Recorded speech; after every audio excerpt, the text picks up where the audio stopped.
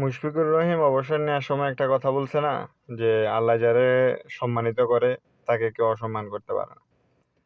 দেখেন 2023 বিশ্বকাপে তামিম ইকবাল বিশ্বকাপ খেলতে পারে নাই, যে কোনো নানা কারণে হয় নাই। পরে সাকিব আল হাসান একটা ইন্টারভিউতে সাকিব আল হাসানকে প্রশ্ন করতেছে, তামিম ইকবালের নামে সাকিব আল হাসান উত্তর দিতেছে। এইসব উত্তরগুলা না দিলেও পাইতো, সে এড়াই চলে যেত বা যে কোনো কিছু একটা উত্তর না দিলেও চলতো। সে উত্তর দিছে, তখন তামিম ইকবাল ছোট করছে, সে অনেক বড় হয়েছে, সে ঠিক আছে বিশ্বকাপ খেললো। পরবর্তী সময়ে তামিম ইকবাল রে বাংলাদেশ ক্রিকেট টিমে আনতে চাইলো, তারে সম্মান দিছিল, সে আসে নাই।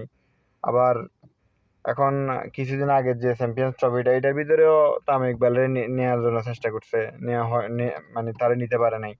সম্মানিত হয়েছে সে, দুইবার বিপিএল চ্যাম্পিয়ন। তারপরে এখন টানা দুইটা সেঞ্চুরি, 2 ম্যাচে 2টা সেঞ্চুরি। আর ওই দিক দিয়ে সাকিব আল হাসান দেশেও আসতে পারতেছে না।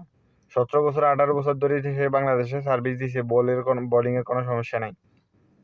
এখন তার বোলিং অ্যাকশনের সমস্যা, 2-3বার টেস্ট করেছে, 3বারই ধরা খাইছে, সমস্যা।